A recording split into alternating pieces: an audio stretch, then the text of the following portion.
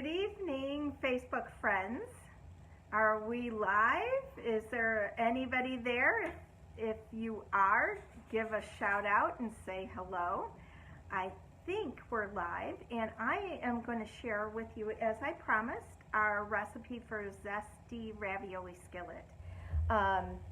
Hello, welcome. So on my stove is my 12-inch non-stick stainless steel skillet.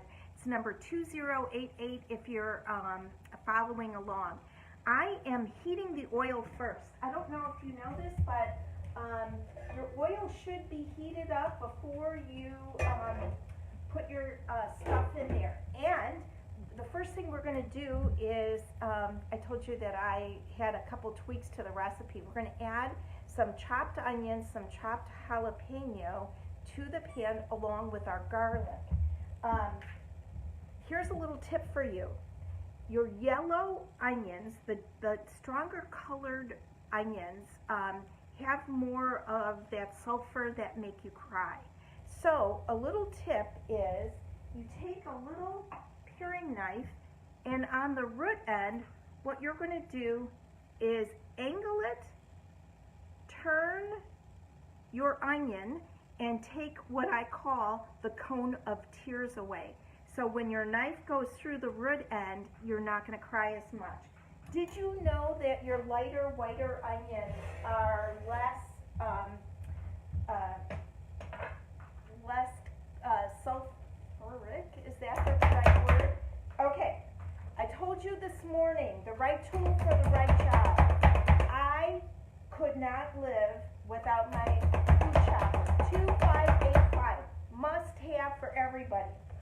Another little thing is because, okay, we are taking the seeds out of the jalapeno because my husband does not like spicy food.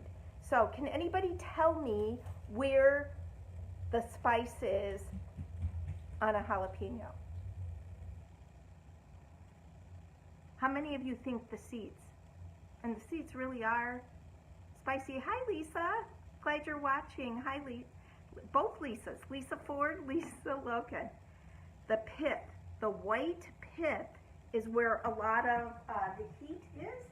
So we are going to take that out with our core and more. And now, do you see? I don't know if you can see how nice and fine. Yes, the food chopper comes with this great bottom. I do use it on occasion, like if I am baking. And so now, this pan is going to be uncovered right now. I am going to put my 3 cloves of garlic right in there. Nice and hot. Whoop.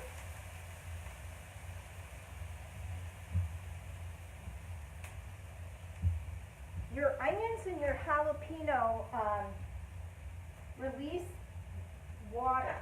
So you won't burn your garlic when you put garlic in a combination of chopped onions, chopped peppers, because the vegetables release the fluid, so your garlic won't burn. So everybody knows Pampered Chef's Garlic Press is like the best. It's number 2576, but I want you to see like a magic. Can you verify that the skin is still on there? That's what I do at my shows. I make somebody look, and she verifies the skin is still on there.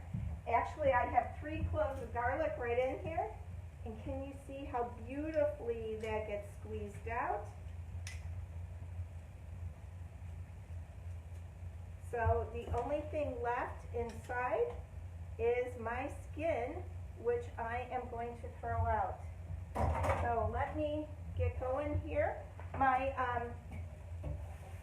tongs. I wish you can smell, everybody. So this is a very quick dish put together. Remember I said that you needed 28 ounces of tomatoes? So you can have a big can of chopped tomatoes, you can have 2 little cans, or if your son-in-law gives you some tomatoes, like he did last night, from his producing garden. My salad choppers.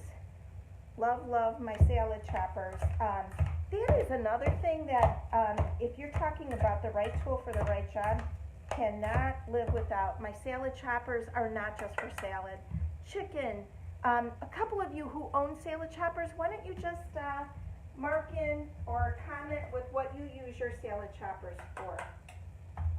And now I'm going to add my chopped tomatoes to my pan.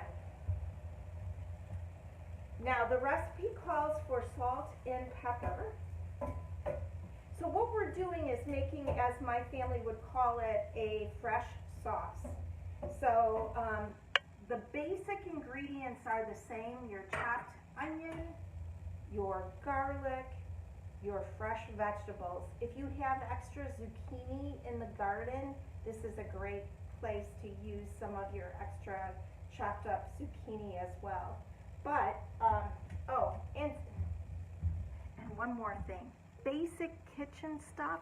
Oh, Diana, somebody said, shredding meat. Lisa, yes, your salad choppers can shred meat. Our stainless steel bowls, this is the small one out of the set, make a fabulous wedding shower gift. This is what I would call a basic in the kitchen. My bigger one is in the fridge right now with cookie dough in it because a certain little granddaughter was over today and she insisted we make cookies. So it's got the lid on it. We baked 2 batches of cookies and the rest of the dough is in the fridge waiting to be baked, because Nani never makes a single batch of cookie dough. If you're going to make cookie dough, you always double it so that you can always have cookies in the cookie jar and you can keep making fresh cookies for the week. I love that it has the silicone bottom so it won't slide on my countertop, and it's got lasered, I don't know if you can see, lasered measuring things in there, so I had it up to 4 cups chopped tomatoes. So now we're going to add Italian seasonings. Pampered Chef has great seasonings, about a tablespoon. Did you know? A capful is a tablespoon. So there we go. So we've got some garlic in there, 3 cloves of garlic in there. I'm going to add some sliced garlic though. Sliced garlic in vegetables is fabulous, and I think it's just going to have a little bit of layer of flavor to add the sliced garlic as well as the pressed garlic. When you press garlic, your garlic flavor gets infused into everything. Your sliced garlic, think about like your pizzas. Personally, when I do green beans, broccoli, any of my vegetables, cauliflower, I love sauteing them in a little bit of olive oil and sliced garlic, salt and pepper, that's it. So, first thing, our garlic slicer and peeler set. The reason they come as a set is I also call this the burrito, the garlic burrito, because it takes the skin off. Oh my gosh, takes the skin off, so now you have naked garlic. I know many of you buy garlic. I don't know if you can see. I'm just going to go like this so you can see. And then I'll put it up. Do you see how paper thin the garlic slices are? So the other thing that I use my garlic slicer for is Parmesan cheese. It's absolutely phenomenal in Parmesan. Parmesan cheese is great in, like, if you're doing bruschetta, if you're doing like a Caesar salad. Yeah, this is amazing. I also use my garlic peeler. I put almonds in here and chocolate. At the holidays, I'll do Andy's Candies, Hershey's Kisses in here. Oh my gosh, this thing is smelling good. So now it's been simmering for, would you say it's been 3 minutes or so? So I've got, just to review, if anybody came in late, I started out with some heated olive oil, and now I'm just going to do some Himalayan sea salt in here. and some pepper. It really smells great. By the way, if you have an overabundance of tomatoes, especially cherry tomatoes, this skillet with just a little bit of olive oil, heat it up, your cherry tomato sliced in half. If you have a close and cut, it's really good for that. And just leave it on the stove. Walk away, don't do anything. It becomes like fire roasted, turns sweet, and then those tomatoes are great for a pizza. Toss it in any kind of pasta dish. Alright, so in goes my frozen raviolis. I had them out for maybe 5-10 minutes, so they're really still pretty frozen. Now the recipe calls for the little raviolis. I didn't find them at the grocery store, so I have the full size, which means that it might take my recipe a little bit more. So while this is cooking, and this is still uncovered now, I want to get my spinach ready, get my cheese ready, and work on the rest of this recipe. So in here, oh, that's realizing, do I have it out? My cream. Right here. Alright, we're going to have that in a little bit. So we need to get our salad spinner. Salad spinner is number 1793. If anybody has a salad spinner, do a shout out. I was trying to find the video today because it's so powerful of the salad spinner on washed salad and how ugly. I'm like, did you make fresh ravioli? No, I bought frozen ravioli, Laura. So this recipe calls for a package of the small ravioli, but if you can't find it, buy the big ravioli. I have cheese ravioli in here. Okay, so it is really gross. I'm just going to tell you right now, investing in a salad spinner is a worthwhile investment, especially if you do a lot of salads. One huge place for you to save a lot of time, a lot of money at the grocery store is not to buy prepped salad. Buy your head of lettuce, buy your romaine head, take those salad choppers and just chop it up, plunge it in some water. So I have my spinach in here, and I bought like regular spinach. Our salad spinner, like I said, 1793, spins at 13.7 miles per hour. And then you lock it in place, and then you press the brakes. You press the brakes, kind of shakes the water out,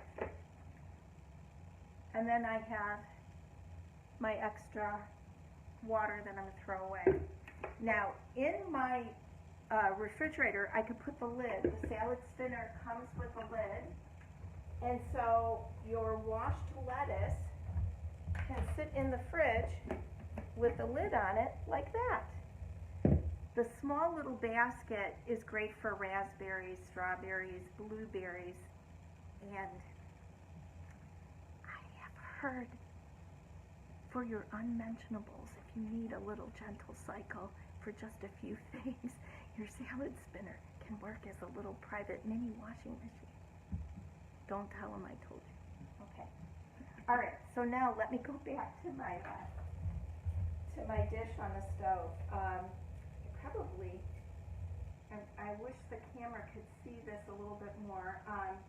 My pasta is actually cooking in my sauce right now, so it is great. And I'm going to be adding about a 1/3 cup of cream in here. Whipping cream, 1/3 cup. I'm Italian, we sometimes don't use. So we're having like almost like a vodka sauce, I guess you would call it, because we're adding the cream to it. It smells amazing. Okay. Now I'm going to get a few more things ready. while that is just cooking for a few more minutes. And that is my cheese. So, move this aside. I had a lady, going back to the salad spinner, I had a lady who met a person who lived in California who lived right by where they produce iceberg lettuce. And she said that the machine that comes down the field basically scoops up the head of lettuce, puts it in shrink wrap, and puts it in the back of the truck. So the lettuce you're getting at the grocery store is really just scooped right out of the field. If they would have taken the time to wash that lettuce and then put the shrink wrap on it, it would get moldy. So, just going to talk. I posted some decent pictures of our salad, Pampered Chef, not Perfect Chef. Our microplaner, coarse grater, and our fine grater. So the only thing that you need to remember is how to get it to move. Do not break it when you get it. So your thumb goes right here and you pull it towards you. When you pull it towards you, then you can move it. This is how 90% of the time I use it, like a grater on my tabletop. If I'm doing a pizza or something into the pot on the stove, I might keep it flat. And when I go to put it away, it goes in my drawer like this. Top rack dishwasher safe. So in this recipe, I'm going to move this up here. I've got provolone cheese. And I also have some Parmesan. So right now, I'm going to add the spinach to my skillet and then cover it up, okay? Your spinach goes in, the cover goes on so that the spinach will get wilted. And my lid is right here.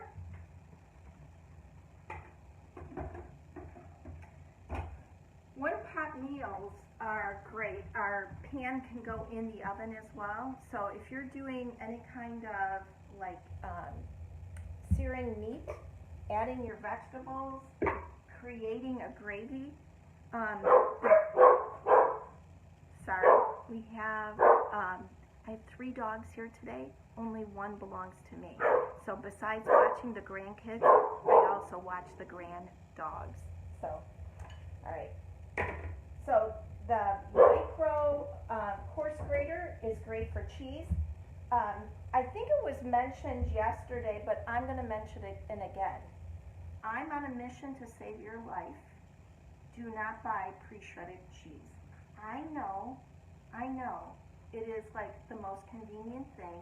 And when they came out with pre-shredded cheese, everybody thought it was like God's gift to mankind that we could have cheese already grated for us. What you don't realize is in order for that cheese to have any kind of shelf life, they have to add stuff to it, and it's called cellulose. Cellulose is basically kind of like a sawdust. The microplaner, use it all the time. Lemon, lime, nutmeg, but Parmesan cheese. When I was growing up, I don't know if my cousin Judy is watching this or not, or any of my relatives, but when I was growing up, we lived in a Chicago bungalow. I had my Aunt Florence, my Uncle Tony, who lived upstairs, and Aunt Florence was really, we all kind of lived together because we all ate together in the basement, in the kitchen that was in the basement. The kitchen that was on the first floor, that refrigerator was the cheese refrigerator. You would open it up and we had a whole cake of Parmesan cheese, and you go in there and slice off. So next door was my Aunt Carm, and Uncle Sam and their family, and across the street was my Aunt Ann and Uncle Chick, and that was my cousin Judy, who many of you have met. And my Aunt Fanny only lived a couple blocks away, so every weekend, every Saturday was the day to make the sauce. Now, where I'm from, well, the United States, but where my family's from is Sicily, they referred to spaghetti sauce as sugo sauce. And it would cook all day on Saturday, and every Sunday was pasta with sugo. And the house smelled crazy good all day Saturday, and you looked forward to having some great pasta every Sunday afternoon. And then Sunday night, nobody cooked, because we cooked real food all week long. There was no such thing as takeout in my family, and no such thing as a casserole. My father would flip if the meat touched the pasta, touched the vegetables, and there was anything in between it. He did not like that. He wanted his meat, his vegetables, his salad, unless it was pasta, of course. So I couldn't convince my honey to buy block cheese and grate it until he realized how fun it was. Oh, that's great. Yeah, it's kind of like Tom Sawyer, make it be fun in the kitchen. So now our spinach is wilted. We've got our cheese to add. And then, like, remember when I said, you know, we're going to, like, just do a little bit. I want to add a little red wine. And here I'm just going to show you my aerator. I'm a red wine drinker, and this aerator was developed in the test kitchen. If you hold your red wine at a 45-degree angle, do you see how many bubbles come into there? It is fabulous. And it goes right in the bottle, so you don't have to have like this huge thing. So I'm going to add a little red wine to our sauce. Now I'm going to add in the cheese. People, you should be here eating with me. Now the cheese goes on. I've got provolone, and if you're saying there was no Parmesan cheese in the recipe, like I said, I'm just going to change it to the way I like it. And the last thing is, right now in my garden, I'm going to put the lid back on it. I'm actually going to shut this off because we're done. I'm just going to put the lid on so that the cheese melts. We are growing basil, and we are growing homemade oregano, which is like a weed, because once you start growing oregano, watch out. So I just want to show you how to chiffonade. Now I know Pampered Chef has a great herb mill, but to chiffonade is really easy. You stack your basil in a pile, so like all the leaves are on top of each other, and you roll it up.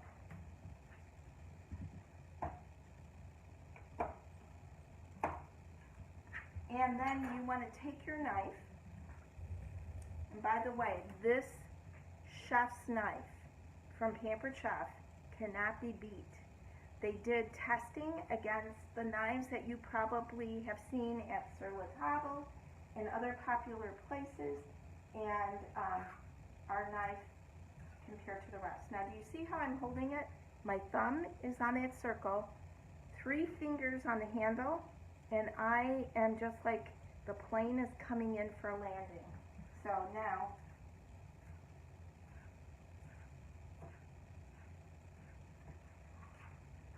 and now I've got my fresh basil. Here, I'll do it one more time.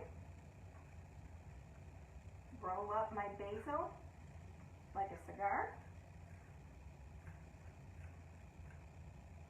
Or if you live in one of those states and legal.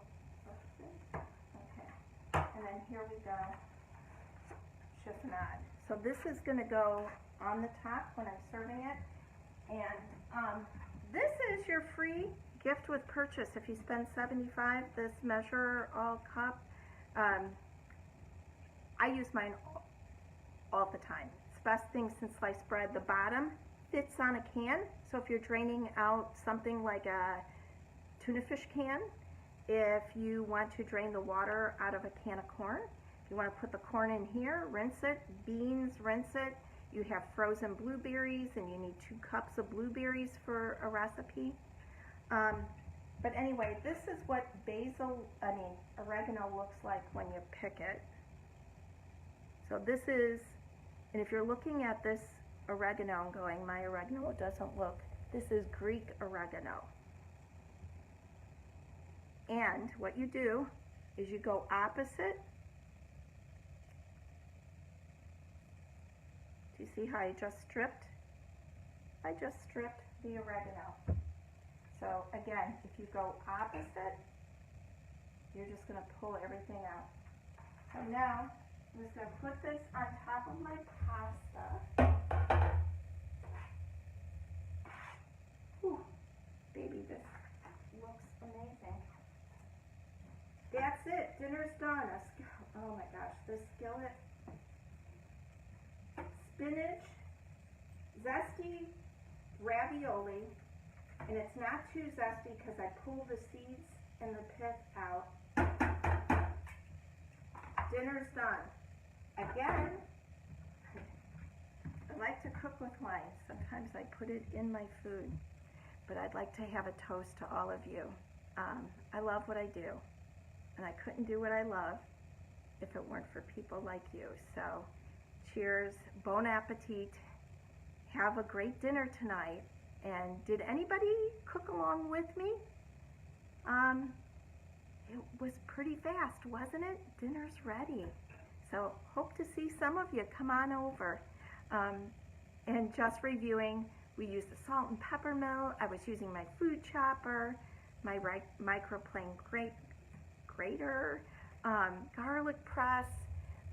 When you really truly, when you have the prost, okay, when you have the right tool for the right job, you're in and out of the kitchen in a fraction of the time.